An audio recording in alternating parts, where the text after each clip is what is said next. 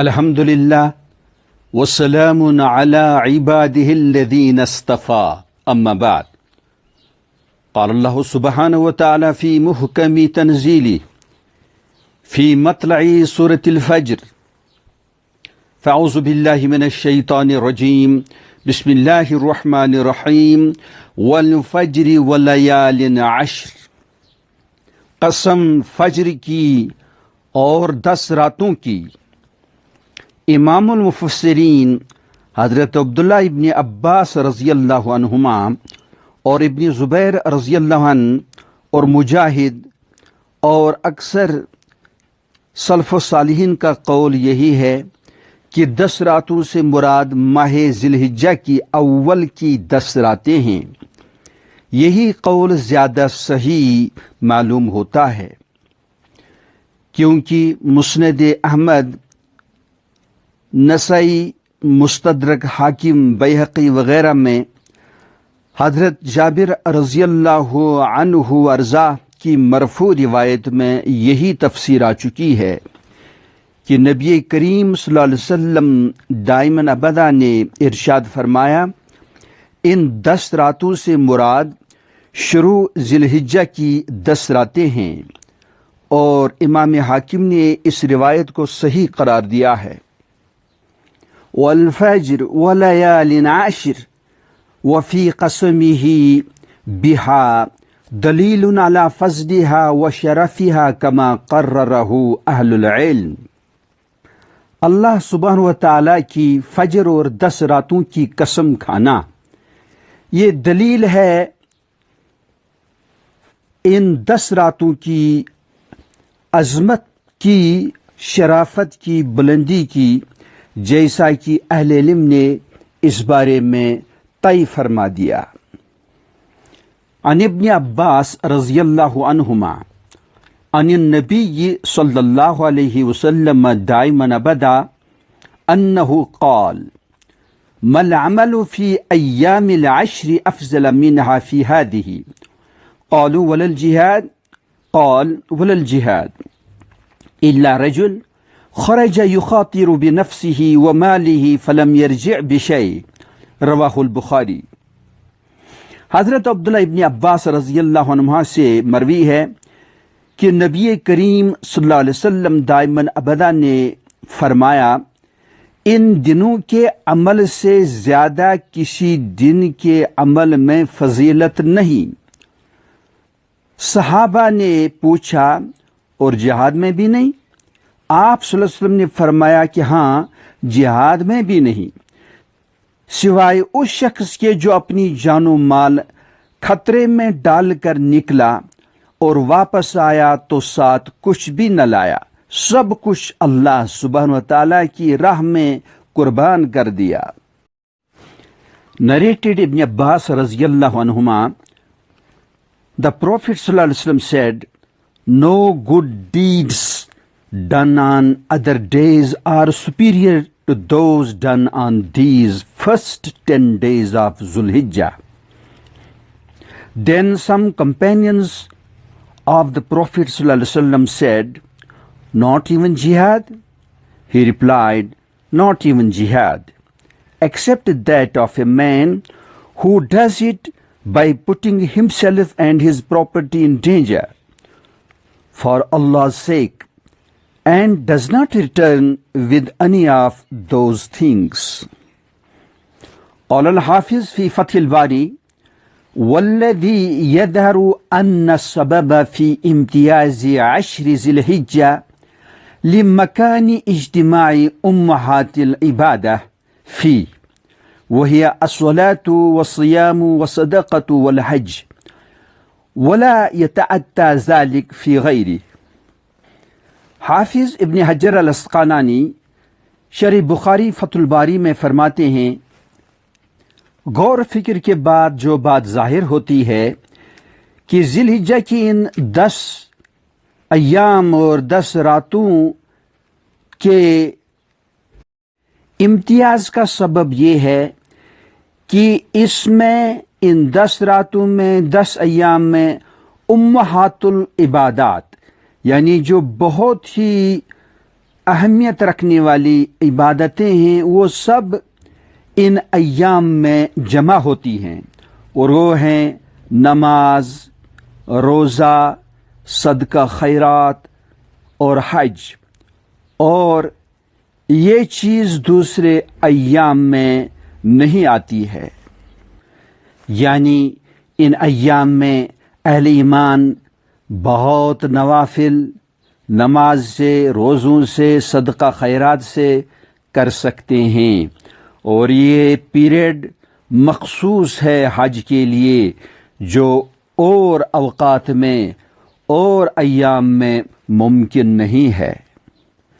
سئل شیخ الاسلام ابن تیمیہ رحمہ اللہ عن عشر ذی الحجہ والعشر الأواخر من رمضان أيهما الأفضل؟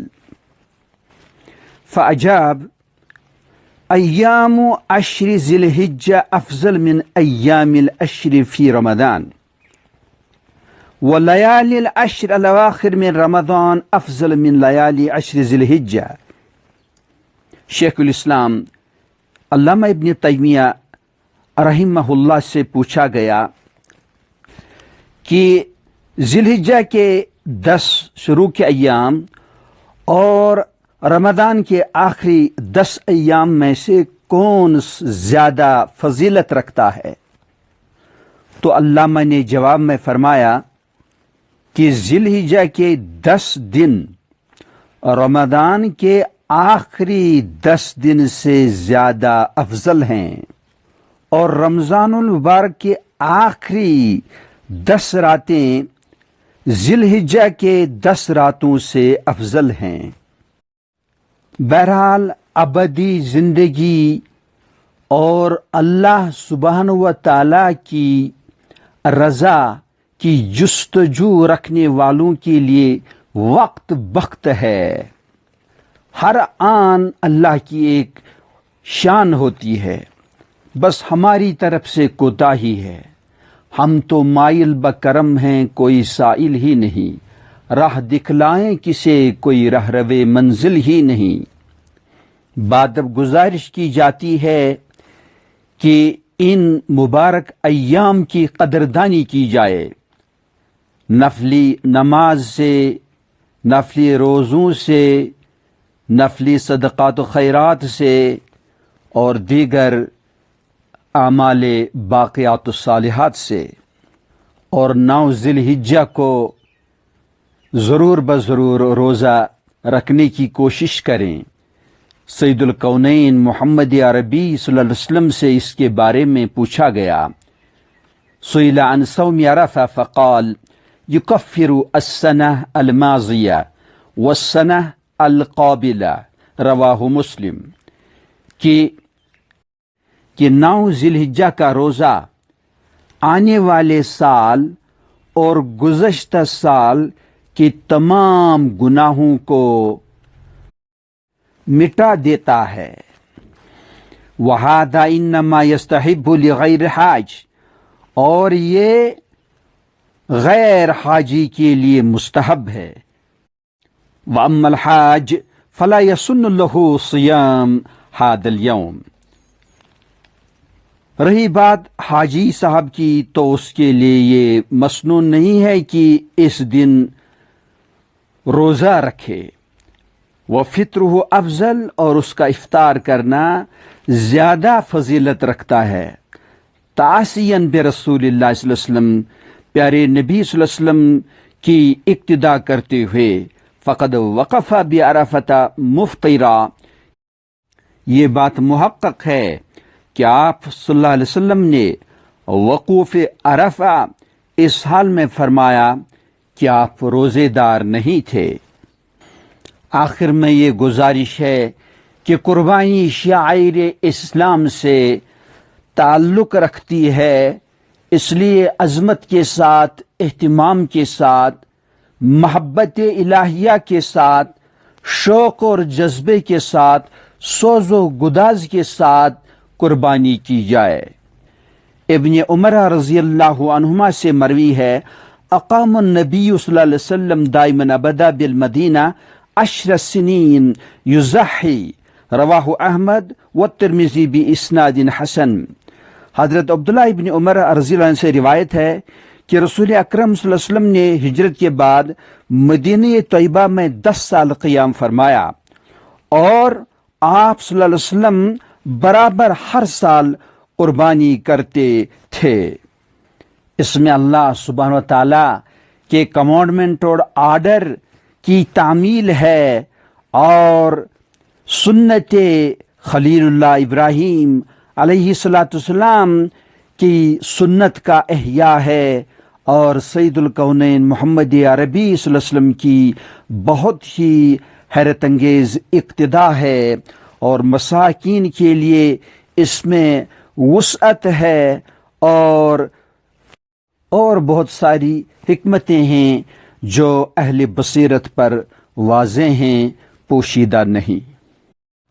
اور اللہ جل وعلا کی کبریائی کے ترانوں سے آفاق، فضا، ماحول، بحر و بر، زمان و مکان، سپیس اینڈ ٹائم کو آباد اور منور کرتے رہیں۔ وَلَهُ الْمَثَلُ الْأَعْلَى فِي السَّمَاوَاتِ وَالْأَرْضِ وَهُوَ الْعَزِيزُ الْحَكِيمُ وَلَهُ الْكِبْرِيَاءُ فِي السَّمَاوَاتِ وَالْأَرْضِ وَهُوَ الْعَزِيزُ الْحَكِيمُ۔ اللہ اکبر، اللہ اکبر، لا الہ الا اللہ، واللہ اکبر، اللہ اکبر، وللہ الحمد۔ اللہ اکبر کبیرا، والحمد للہ کثیرا، وسبحان اللہ بکرۃ وأصیلا۔